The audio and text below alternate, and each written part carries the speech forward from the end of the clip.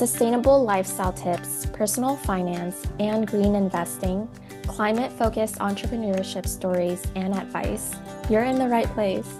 Welcome to the Planet Positive podcast hosted by Wallet Max. My name is V, your host for today, sitting down with Dr. Kristian Edwards for this episode to talk all about wellness, women empowerment, retail strategies, being your authentic self, and prioritizing mental health. Dr. Kristian Edwards is the founder of Black and Green, a seven-figure business that has elevated over 135 Black-owned brands since 2017. Black and Green is a marketplace that connects Black artisans and creators of sustainable, non-toxic products like skincare, hair care, household, and wellness products to so many people.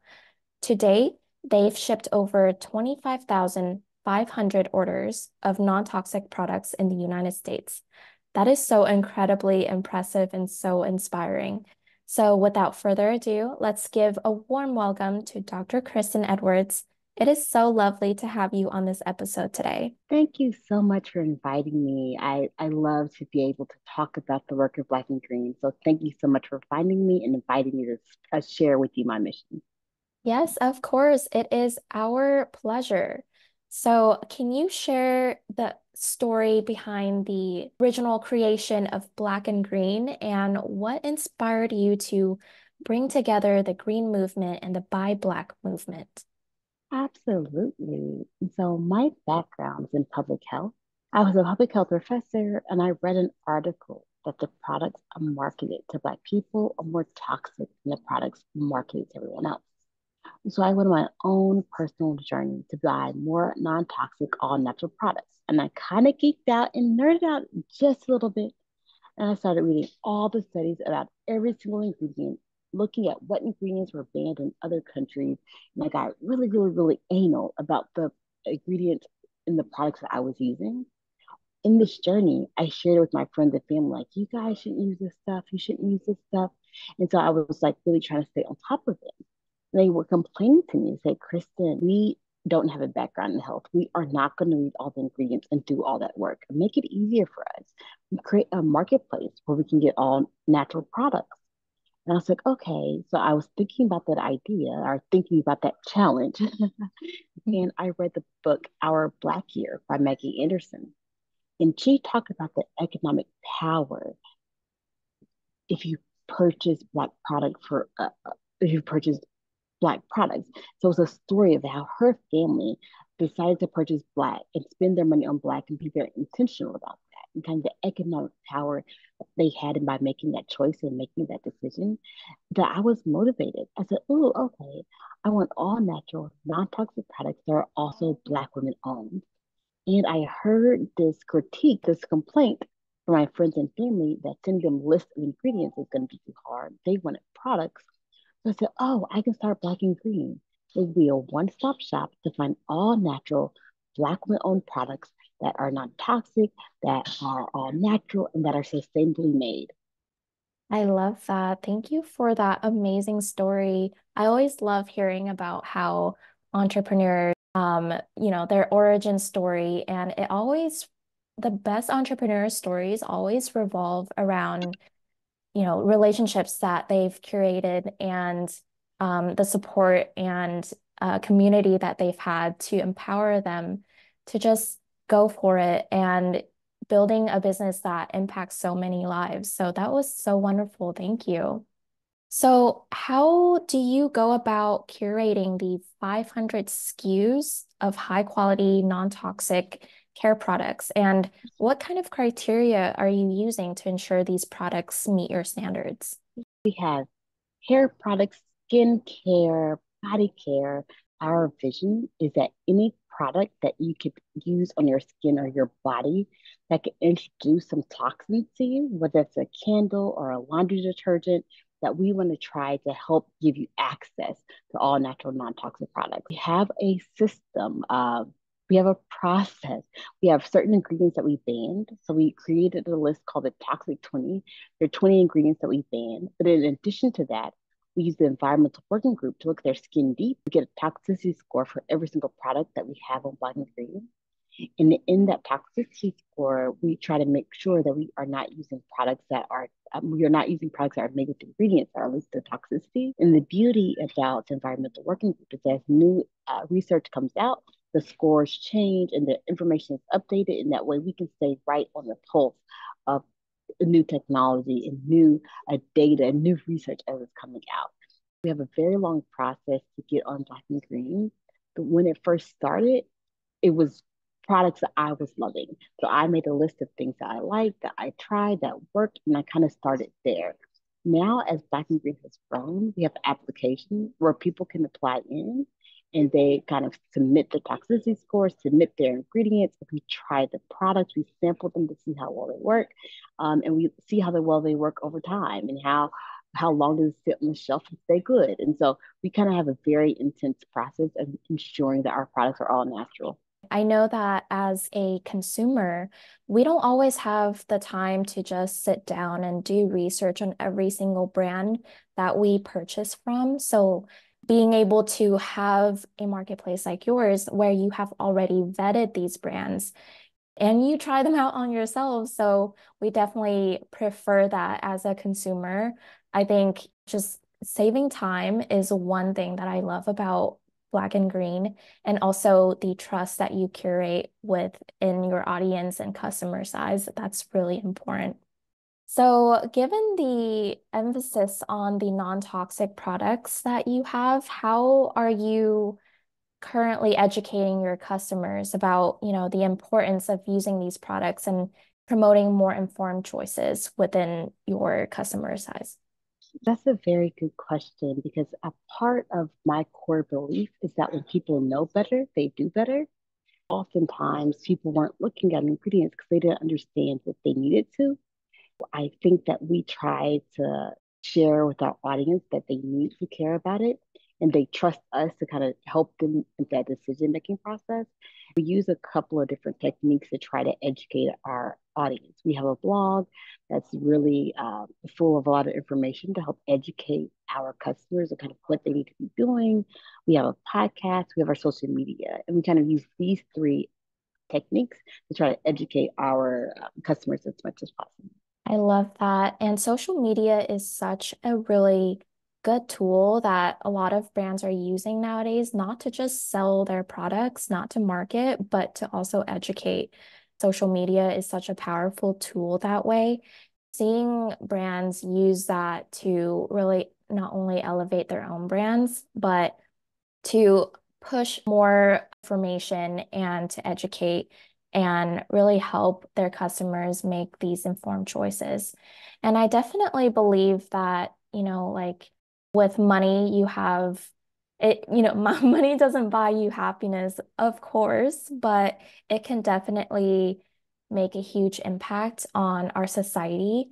And being able to choose what you purchase is such an important power that we have. So I love that you are continuing to educate your consumers about these things. And, you are making a huge difference in the community and just by raising awareness. And this goes out to not just brands, but normal people who care about sustainability and care about the climate. Just raising awareness, sharing posts with your friends and family, commenting, engaging, that's a lot.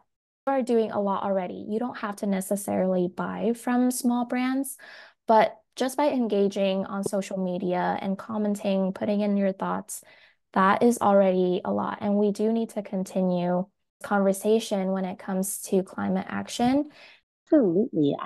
That's kind of my answer all the time when I talk to folks. Like, I don't have money to purchase Yeah. products. What can I do? I was like, there's tons of ways for you to still be a supporter, even Mhm. if you don't have the money to spend on the product. Let's say that you might think someone in your family does, or your friends do. Share it with them, or you like the post, like share the post or repost the post. Or if you do purchase, make sure you leave a really good review. So there's tons of ways to be supportive, even if you can't purchase products. How does Black and Green see the connection between non-toxic products and just overall well-being? So This Mm, ties back into, our previous question about educating our customers, but how do you see that connection? Like, why is it important for us to use non-toxic products? yes, yes, I love this question. When I think about why it's important to use non-toxic products, I think what you're doing is you're signaling to yourself that I am worthy. I am important, that I can be conscientious and thoughtful about what I'm putting on my body. So I think using non-toxic products is like a nod to yourself to say, I'm taking care of myself. So in the same vein of wanting to work out and wanting to eat healthy, wanting to use non-toxic products, I think they're all connected. Uh, Having a therapist, having a good mental well-being, it's all a part of that pie, that wellness pie. It's what you eat, it's what you drink, it's the products you put on you, it's what you watch on TV, it's the people that you're around. It's all a part of that wellness pie. Yeah, I mean, they say that you are a product of your environment, right? So Mm, whatever you put, and you are what you eat as well. So whatever you put on your body, whatever you put in your body, definitely will affect everything because the human body is an interconnected network. If one area of your body is lacking somehow, or you're not treating it very well, that effect is going to expand everywhere else eventually. So yep, having yep, that balance is so important. And I love, love, love that you mentioned how treating your body well is an act of self-worth. And it yes, shows that you are so worthy of this amazing treatment that you put on yourself. Let's move on to the entrepreneurship side of our conversation today. What challenges have you encountered in your early stages of building Black and Green? And we want to know how you overcame them. yeah. So in the early stages, when I began back in June, my background is not in business. I don't have an MBA. I didn't go to school for business. I went to school to be a public health. And so it was a mission-driven business that I was creating, but I was building my plane as I flew it. So my biggest challenge in the very beginning was making decisions. I didn't quite understand the pros and the cons. And my biggest way I overcame that challenge is asking for help, not assuming I knew everything. Reach out and talk to people who already have been there to get guidance and get advice. And by me doing that, I was able to avoid a lot of mistakes that I would have made on my own. I still made mistakes, don't get me wrong. But I think because I did lean in to the advice from people, I leaned into asking for help, that I was able to avoid some mistakes. I love that. I mean, mistakes are all around us, right? But we're able to learn from them. Why reinvent the wheel, you know? Like Yep. I think as entrepreneurs, I mean, a lot of us are very gung-ho, very hardworking, and some of us just want to just go about it alone. But the Mm-hmm. reality is we need the support from our community and we need to have strategic partnerships and the help from our friends and family. We can't always go about it by ourselves. And this is definitely a lesson that a lot of Yep. entrepreneurs Yep. have relayed back to me. How are you currently reaching out to your community, and what advice do you have for entrepreneurs who are looking to create a more positive impact and leaning into their communities? Yes, I think at the end of the day, community is your foundation. So if you don't build your community, if you don't listen to your community, you won't have a successful business. So as I built Black and Green, I was very authentic, which my community loved. My community loved that I was authentic. I was real. I was letting them know my challenge I was going through. They felt like they were right there with me. So they were bought in. So I think when you have a community that buys into what you're doing, they're more likely to support you and spread the word. Because Black Green still does not have investors, but we've been totally successful because we have really loved on our community and created a community that supports Black and Green. That is amazing. I did not know that you didn't have investors and you were able to build this empire that is so huge without the support of investors. Storytelling is really huge nowadays, especially for climate focused, sustainability focused businesses, because Yes. hearing these stories about entrepreneurs is just so good and you want to support them. You want to be there with them. So, what are some ways that you in the past have showed your authenticity? Do you have examples of that? I think one of the best answers I can think of when I first started Black and Green, and I said I want to source products that were created by Black women. I got a lot of pushback that people said that won't seem inclusive enough. You're going to be leaving people out. And I was like, no, I'm intentionally trying to support Black women owned brands because I know how hard it is for them to break in to the marketplace, how hard it is for them to create businesses. So I want to be a safe space for Black women owned brands to be successful. And I think that my audience loved that boldness. That I didn't say people of color to try to seem more politically correct. I said, no, it's Black women.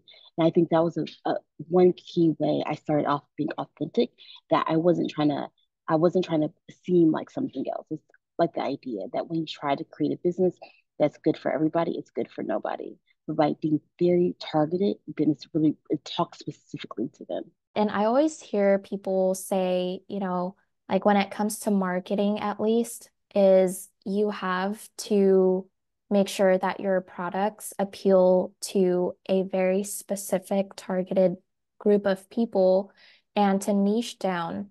So it sounds like the strategy of your business is aligning with that very essence. You know what your market wants, you know who it is that you're targeting. So, would you be able to talk more on that end, speaking about just how it is that you are pivoting your marketing strategies? So earlier when you kind of asked me how important is to my community, I think that my marketing has to reflect what they need. So if I get locked into a perspective, an idea, and I'm unwilling to change, I'm unwilling to listen, my sales really reflect that. So I'll give you an example. When I started Black and Green, it was very hard to find a Black-owned product. Black and Green was pretty much the only place that you could do it. That was in 2017. Now it's a lot easier to find Black-owned products. And so folks can go to Target, to Walmart, and find products. And so Black and Green didn't feel the same hole that we were feeling when we started. And so I have to think differently about the way I'm executing Black and Green. So one part that's getting a lot of focus now that got no focus when I started it was more B2B partnerships and corporate gifting and trying to sell to businesses and corporations who are committed to non-toxic, supporting women, supporting Black-owned brands to purchase from me. And I can kind of act as a subsidiary between those two different entities. Or when I first started Black Green, that's not what I was doing a lot of my work at. It was really trying to talk like directly to that customer. One last question. Looking ahead, what are some of Black and Green's aspirations and goals for furthering women empowerment through your platform, and how do you envision this impact growing over time? When I think about women empowerment, one problem I'm hearing that happened a lot during the pandemic. A lot of people were starting businesses because they were at home and they didn't have anything else to do. Well, we all have a million things to do, but because they had this kind of isolated time in their homes, a lot of people started businesses, sounds great in theory, but once they started it, they knew no, I had no idea how to actually run a business. So that's a piece where I want to come in and kind of help and be supportive that yes, you started your business. Yes, you had your idea how to formulate something, but you actually don't know how to implement and run a company. So let's Black and Green help you kind of walk that path. And so that's something that we're doing more work of. When we first started, we were just selling products, but now we're helping women who are trying to create businesses. Uh, my Women who are trying to create businesses be successful and create businesses that are going to thrive. And so that's a piece of us trying to listen to what our customers need, and what it's interesting too, because our customers have changed. When we first started Black and Green, our customers were just the people who were buying the products. But now the longer Black and Green has been around, our customers are also our artisans who create products. And so understanding what they need to make sure that we can support them to be successful. Because without products, there is no Black and Green. I love that you are not only selling these products and helping these brands sell their products, but you're also educating them on how to run a successful business. I think that's huge. And, not everyone has an MBA. I certainly don't have an MBA. That information, what you have learned and collected over these years is going to be instrumental to pass on to these Black-owned businesses. And I'm sure that they will definitely love that information and advice and all of these things that you can provide to them, not just the platform. I'm very much excited to see the impact that Black and Green will have in the future, especially to more women empowerment and inclusion. So that brings us to the end of this session. I do have a round of rapid fire questions, and this is going to be really fun. I guarantee it. So the point of these rapid fire questions is for our guest speakers to really quickly answer these questions. They're meant to be very short, very quick, but to just help us get to know their brain a little bit. So let's start. We have 7 questions. Are you ready, Kristen? I love it. Let's go. Okay. All right. What is your favorite non-toxic product from the curated collection? My laundry detergent. First word that comes to mind when you think of authenticity in business. The first word that comes to mind is real. Favorite essential self-care product? They'd probably be my multi-purpose oil that can use on everything. I love that product. Black and Green in just 3 words. Ooh, just 3. All natural marketplace. Black and Green's bestseller. Black Girl Sunscreen. Biggest lesson you could pass on to aspiring business owners. Don't stop. I love that. A female entrepreneur that you look up to. Michelle Obama. One of my favorites as well. All right. Well, that is Dr. Kristian Edwards, everyone. This was such a lovely conversation, and I think this episode is going to inspire and elevate so many entrepreneurs, especially female entrepreneurs, who want to create huge ripples of impact in the climate and inclusion space. So if you are looking to shop from small Black-owned brands for your hair, skin, home care, and wellness needs, visit blackgreen.com, and it's spelled BLKGRN.com. They are having their semi-annual sale currently, so you can get some pretty juicy discounts on your daily essentials while still supporting Black-owned small businesses.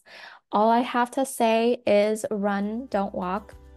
So if you enjoyed this episode, please like and share this podcast with your friends, family, colleagues on whichever platform you're currently listening on.